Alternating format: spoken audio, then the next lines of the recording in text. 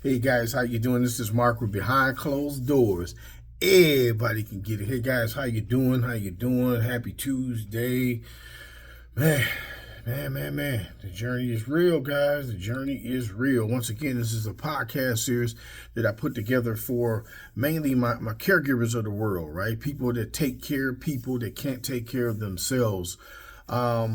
Me personally, I have a special need loved one, my son, which is 11. He definitely keeps us busy.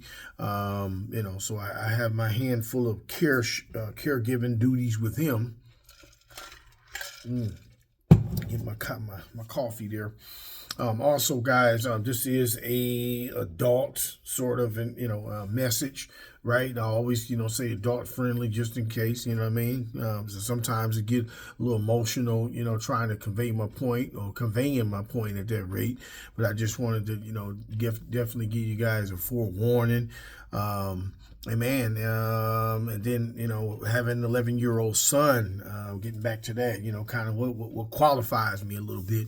And then ultimately, my late great mom that passed in March of 2025, I had an opportunity to be in her life and caregive in her life as well. So I was doing a little bit of sandwich caregiving, if you would. So guys, enough with me. Man, I'm excited about, getting into these notes here today. I got to get my day going.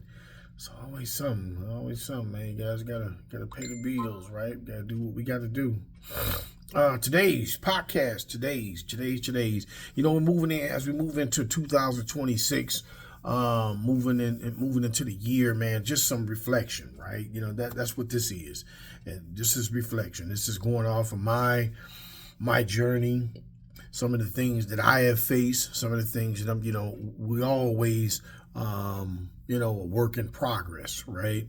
We're a work in progress. We don't know everything. We don't have everything. We don't know everybody. So we got to make sure that we on point. I'm gonna tap into some things, man. A little bit of reflection, a little bit, and then kind of like what we can take into the New Year's. And once again, right? This is one of those platforms, man. I tell it like it is, right, folks? I don't know no other way of doing it. If I can't tell it like it is, I won't do it, right? I move on to something else, right? And this is ultimately for my caregivers, right? So I'm gonna definitely tap in. All right, here we go, guys. Number one, move to your own beat. Move to your own beat. One thing I've learned as a caregiver is everybody has an opinion, everybody has advice, everybody thinks they know what you should be doing. But you are the one in the room. You are the one waking up in the middle of the night. You are the one making the decisions when nobody else is watching. If you're a caregiver, you didn't end up here by accident. You were placed here. You were anointed. This is a role that God equipped you with, right? And in many ways, not even fully recognized yet. So, as we move into the next year, don't second guess yourself with everything that you do. Do what works for you and your household. Do what works for you and your child, your special need loved one, whatever, right? If you're a caregiver, you're taking care of somebody. Do what works for your family. Truth, God doesn't anoint confusion. He anoints assignment. Right. And guys, I'm not the biggest religious leader or spiritual or even connected. Right. I'm a work in progress myself. But, that I have to, really dig into that one. You know what I mean? Not second guessing myself, knowing what I'm doing is where I need to go. Now, that doesn't mean that I don't, better myself, right? I don't go to conferences. I don't go to trainings. I don't do certain things like that. I don't watch certain podcasts to help develop my game. Right. But it's just be mindful. Right. You know what I mean? It's going to be it's a journey of a wide open door sometimes, and it's also a journey where as a caregiver, like especially when you have multiple people, right? You have siblings, you have brothers, you have other people or sisters or whoever, right? But you took on the job. So I just want you to own it, right? You got it. You got this thing. You tap in. And plug in lastly, right? I always say if you want to stay warm, you got to stay near the fire. This is the fire, right where you're at right now, right? There's other fires as well. There's other platforms. There's other programs. There's other whatever, right? That's what you want to do. You want to make sure that you stay plugged in so that, you're able to be confident about decisions that you're going to make. Number 2, self-care. This is not optional, right? It's maintenance. Man, I'm gonna tap in, then I'm gonna always put my spin on it. I'm going to say it plainly: self-care is not a luxury for caregivers; it's survival. You can't pour into an empty cup, and you can't keep sacrificing yourself and expect to stay whole. Right? Self-care doesn't always mean a vacation, a spa day, and all that kind of stuff. Simple rest without guilt, right? Saying no, no, I can't do it without an exclamation. Oh well, bye. I can't move. I gotta go right now. Gotta drop it. Stepping back before you burn out. Taking that, as I always say, man, my room in the house is my one of my favorite rooms is the bathroom. But anyways, as we move into the new years, I remind myself and oh, excuse me. Oh boy, what happened? All right. Oh, here we go. As I move into the new years, I remind myself that I'm reminding you, and taking care of yourself is part of taking care of them. Okay, there it is. All right. That one got scrambled up. Let me get some coffee. Hold on. Oh shit. All right, there we go. Truth. A burnout, this is a truth.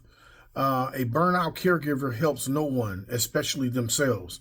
So, as I tap into this self-care piece and all that kind of thing, man, taking them little moments, man, it's the little moments. It's the little moments, man, that kind of keep that thing moving. The little moments, man, the little naps, the little walks, as I said before, me going to the bathroom and, it could be something as simple as using the bathroom and really, man, checking in. Not only that I'm a caregiver, I'm an entrepreneur, right? I'm a dad. I'm this. I'm that. I'm a teacher to my kids, and I homeschool them, right? As well as my special need level. But yeah, nevertheless, guys, you got to learn to take those little the little steps. Sometimes when we think about self-care and getting away, yes, I ideally I would love to hit Vegas up or go to Sedona. I'm in the Arizona area, guys, but yeah, I love to get all those big places, But unfortunately, man, the pocketbook don't always allow me to do so. So I have to take those little strides. One of the things I'm gonna end with here on this note is, I talk about this a lot with my wife. Sometimes we have date night. Right, I try to lock in that time when that time comes. And be honest, guys, I'm just keep it real. Sometimes we don't even have the money to do shit. You know what I mean? Or I don't even know what to do. I just said, baby, I don't care. Let's get dressed. Let's get the hell out this house, and we can figure it out when we get out there. If it ain't nothing but just sitting in the car, just sitting up talking to each other, and if it ain't doing nothing but, man, going to have a simple drink, going to have, eat or going over some things that's kind of going on that we can't talk because, man, we're pulled like an octopus in 50 different directions. So we have to make sure that we utilize that time wisely and without guilt. Especially with elderly care, right? You know what I mean? With any of them at that rate. But yeah, with no guilt, right? I'm dipping. Whatever, say what you say. Right, number 3, stay informed. Knowledge is protections. Caregivers don't have the luxury of being disconnected. Policies change. Stay on your game, right? Funding change. Programs shift, and those changes directly impact households. I think it's almost advantageous for you to be a caregiver and not be an advocate, right? It damn near go hand in hand. It's almost you got to do it. You got to do it. You got to take both of those roles. That's like I don't know. I find an analogy. Maybe I bring it up or whatever. But anyways, that means stay informed, about caregiving pay, right? A lot of times I get, caregiver parent provider pay, right? It's like basically, the state is paying, in the state of Arizona is paying us to caregive for our loved one. And we have a ton of agencies that's out here that's paying folks, right? They're getting you together to be a caregiver, a parent provider, whatever you want to call it. And sometimes, they're very competitive. I mean, some companies pay more than others. Some companies get better benefits than others, etc. Right? It's for you to know your news, right? The one thing that you want to kick yourself in the ass is to be in a position where you're working. Let's just say, right? I'm just just throwing it around a little bit, right? You're working a caregiver position and you're getting paid $15 an hour, and then you turn around and find out somebody's getting paid $20 to do the same job you're doing for $25 an hour, right? And same parameters and everything. So what you don't know will hurt you, right? So once again, that means staying informed about caregiver pay, about disability services, about elderly care, about education, healthcare policy. Lord knows all this stuff that Trump's got going on with the big beautiful plan and all this other shit he got going on. I'm not in a position to beat him, and I'm damn sure not joining them. So the middle ground is to stay informed, right? This isn't about policies for the sake of arguing. It's about protection. It's about knowing what's coming so you are not caught off guard. Truth in this particular subject, right? Information is one of the strongest tools caregivers have, and too many of us are kept in the dark on purpose. Right. Well, I think I'm gonna highlight that purpose thing. I think people just, people that's sometimes ignorant to things, man, you choose to be ignorant to things, right? You don't want to take that extra step. Caregiving is more than changing diapers and bringing food and issuing a shot or anything to that effect. Now, the caregiver's perspective that I'm bringing to the table, right, is from, just me caregiving for a loved one, but this also for professionals, right? That work in facilities and everything. Man, God rest my mama's soul. Man, my mama was a caregiver, man, for, I want to say almost 30 years or something like that. Right, working in them facilities and everything. So, God, and that's a FYI to some of you guys out there that contacted me in my caregivers Chronicle platform. And I respect what you do in the group home. My mama was that, right, and not only that was a job for her, but she actually brought that stuff home and shared all that stuff with us every day about how screwed up them facilities was and how she was treated and all that. So, when I talk about what I talk about, I'm talking about what I know. I'm not talking about some guesswork, and I understand and appreciate you guys as well. But just like we got extraordinary caregivers of the world that work in facilities, we got some caregivers that ain't doing shit. Let's just call it like it is. So I just wanted to make sure that, we tap on them sort of subjects, and I will be responding to everybody. Oh, in the notes, I will provide the notes as well with you guys so you can follow along on your own. I know everybody can't move when I move, so that's the reason why I created this platform like that, so you can go back and tap in. So I said truth. Information is one of the strongest tools that a caregiver have, and too many of us are kept in the dark. Right. I said, once again, by purpose, right? Some people just choose to be in that position, but then when you get sideswiped or mollywhopped because, some new changes hit and all this other stuff, and that shame on you. Shame on you. Fool once, don't be a damn fool twice. You know what I mean? You got to stay up on it. Number 4, use your resources. Now, this is a little more internal, right? You're not meant to do this alone. This is the big one. Too many caregivers struggle in silence with their resources unused, untapped resources, untap. Most of the time, I'm going to tell you what untap me, right? I'm going to tell you when at the end, right? Remember, I hope I remember to tell you that. No, because my brain don't work like that. Let me just tell you flat out the gate. Most of it is untapped when you start to go to seminars and conferences, and you checking out wherever. Even if you can't get out of your house, I only hear that shit about you ain't got no ride, you can't go to. No, you can go right on YouTube, man. It's a very phenomenal thing, little piece of artwork, content, whatever you want to call it, right? You can use that thing and tap in exactly what you want, and you can get conversation about what's going on, right? Most of that stuff unlock when you make yourself available to be taught. So, and then I always hear that adjective out there as well, that caveat, whatever you want to call it, where everybody don't have the time to do. Well, you need to make time to do it, right? You need to make time, just like you made time, for everything else in your life. Even if it ain't nothing but 10 or 15 minutes.